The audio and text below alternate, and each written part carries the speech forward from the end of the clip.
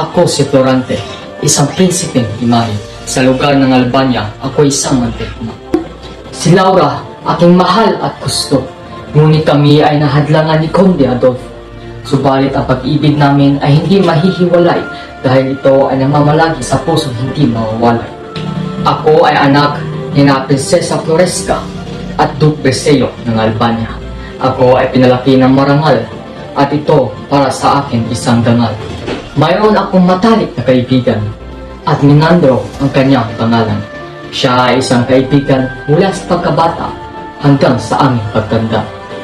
Ang lugar ng Albania ay aking pinaglingkuran, ngunit ako ay tinalikod at pinagtaksilan. Anong mali ang aking ginawa para sa sakit ng damdaming ito ang nakuha? Pinatay nila ang aking ama at sa kagubatan ako'y iniwan mag-isa at sa kapaligiran walang katao-tao at pumapasok sa aking isipan ang kalaban ni si Conde Adolfo. Ipinatapon ako sa kagubatan ni na Conde Adolfo at kanyang mga tauhan.